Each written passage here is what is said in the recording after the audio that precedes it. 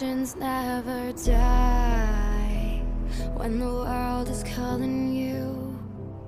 Can you hear them screaming out your name?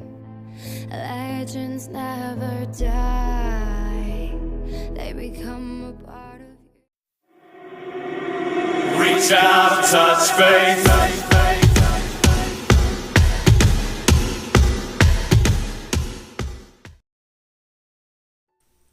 उन तीनों एक होटल पर जाता है। उस लड़के बोलता है हमारा रूम पहले से ही बुक करा है। सुमीरे बोलता है वो तुम्हारा रूम है, मैं उस रूम पर नहीं रहने वाला हूँ, मैं और मेरा बेटा अलग से रूम पर रहेंगे। वो लड़का जिद करता है, बोलते है पर ऐसा कैसे हो सकता है, मतलब मैं नीचे सो जाऊँगा, तुम और मिट्सुरो बिस्तर पर सो जाना, कोई दिक्कत नहीं है मुझे। सुमीरे बोलता है नहीं, ऐसा नहीं चलेगा। वो लड़का तो बहुत खुश होता था कि इस डेट पर आकर ही वो सभी काम ख़त्म कर लेगा सुमेरे के साथ, लेकिन शायद ऐसा होने नहीं वाला है। लेकिन वो लड़का भी इतना जल्दी हार मानने वाला नहीं था। सुमीरे रिसेप्शन पर और एक रूम बुक करता है उसके लिए। सुमीरे उसके बेटे के साथ उस रूम पर चला जाता है।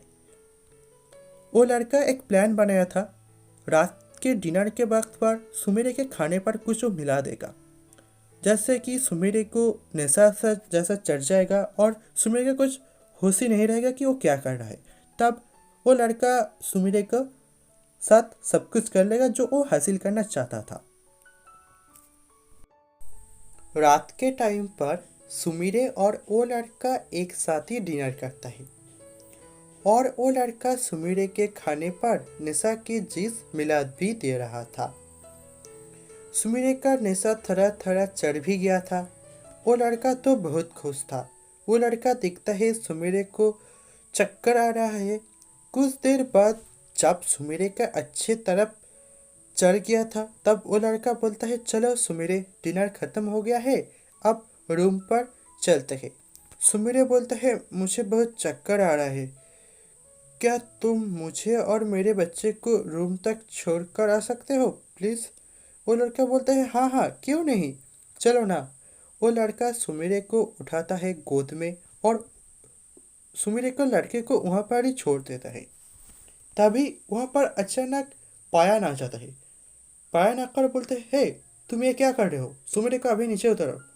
वो लड़का डर जाता है पायन को देखकर। वो लड़का सुमीरे को नीचे उतार देता है।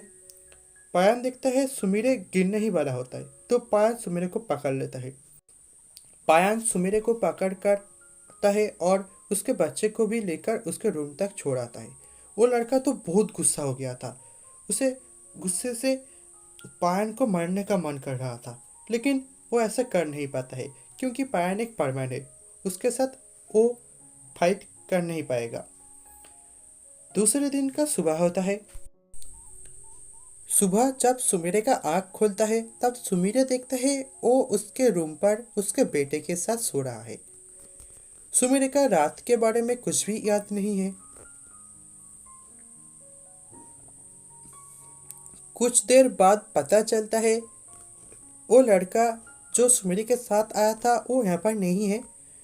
कहाँ पर है वो किसी को भी पता नहीं। सुमीरे सोचता है शायद वो घर चला गया है। सुमीरे भी उसके बारे में और कुछ सोचता भी नहीं है। सुमीरे तो उसके बच्चे के साथ बहुत खुश था। सुमीरे अपने घर पर वापस चला आता है। सुमीरे का पापा सुमीरे के घर पर आकर बोलता है बेटा अब तो तुम उस लड़की के साथ शादी कर लो।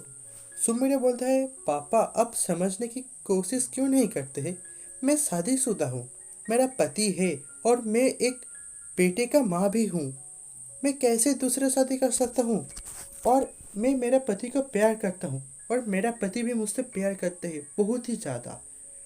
सुमीरे के पापा बोलता है लेकिन तुम्हारी शादी किसके साथ हुआ है, तुम तो हमें वो बता ही नहीं रहे हो। सुमीरे बोलते हैं ठीक है पापा, मैं आपको बता दूंगा मेरी शादी किसके साथ हुआ है।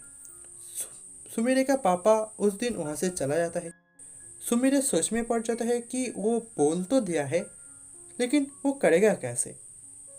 सुमीरे बैटमैन और सारा को बुलाता है और सुमीरे बोलता है वो अब क्या करना चाहता है, लेकिन बाटमैन बता देता है कि वो ये काम में उसका कोई हेल्प नहीं करने वाला है। सुमिरे बहुत ज़्यादा उदास हो जाता है। जब बाटमैन सुमिरे को बोल देता है कि वो उसका कोई मदद नहीं कर सकता है, सुमिरे तब एकदम टूट जाता है। सुमिरे को कुछ भी समझ नहीं आ रहा था कि वो अब क्या करे, किसके पास जाएगा, किसके पास जाकर वो मदद पाएगा। सुमिरे को कुछ समझ नहीं आया था। सुमिरे अगर घर वापस जाएगा तो उसके पापा उसके पीछे पड़ा रहेगा शादी करने के लिए। बाटमैन तो वहाँ से चला जाता है, लेकिन सारा सुमिरे के पास में ही था। सारा बोलता है, सुमिरे तुम जो बोल रहे हो वो नहीं हो सकता है। हम लोग अपने फ़ायदा के लिए बाटमैन को यूज़ नहीं कर सकते हैं, और सभी को तो पता चल जाएगा कि मित्सुओ ही बाटमैन है। सारा कुछ देर तक सुमिरे के समझाता है। अब सुमिरे को भी ऐसा लगने लगा था कि उसके पापा जो भी कर रहा था वो बिल्कुल सही कर रहा था। सारा भी चला जाता है कुछ देर बाद। सुमिरे अकेला हो जाता है। कुछ देर बाद सुमिरे अपने रूम पर आ जाता है। सुमिरे अपने रूम पर आकर एक सोफे पर बैठता है। उसके बच्चे रो रहा था, लेकिन सुमिरे का कोई ध्यान ही नहीं था उसके तरफ। सुमिरे बस चुपचाप बैठा था और कुछ सोच रहा था। बहुत देर से वो बच्चा रो रहा था। रोता रोता उसका गला ही सूख जाता है और वो थक भी जाता है, इसलिए वो चुप हो जाता है। सुमिरे इन सब से थक चुका था। सुमिरे के और कुछ भी अच्छा नहीं लग रहा था। सुमिरे अब ये सब और बर्दाश्त ही नहीं कर पा रहा था। सुमिरे को अब शांति चाहिए था, सिर्फ और सिर्फ शांति। मीडिया वाले अभी भी सुमिरे के पीछे पड़ा था, सुमिरे को परेशान कर रहा था। शूटिंग पर सुमिरे के आमने सामने तो सभी सुमिरे से अच्छे से पेश आता था, लेकिन सुमिरे के पीठ के पीछे सभी उसके बारे में बुरा भला बोलता था। और सुमिरे के घर पर सुमिरे के मॉम डैड भी सुमिरे के पीछे पड़ा था। सुमिरे तो अब और ये सब सही नहीं पा रहा था। एक अकेला लड़की कितना बर्दाश्त करेगा। सुमिरे को इस हालत पर सुमिरे को अगर किसी का भी ज़रूरत है वो तो था सिर्फ और सिर्फ मित्सुओ। अगर सुमिरे का साथ मित्सुओ होता तो सुमिरे कुछ भी सह सकता था और कुछ भी बर्दाश्त कर पाता था, लेकिन मित्सुओ ही नहीं है यहाँ पर। सुमिरे और मित्सुओ के प्यार का ताकत बस इतना ही था। दोनों को प्यार का ताकत क्या इतना कमजोर है कि ये इतना आसानी से टूट जाएगा।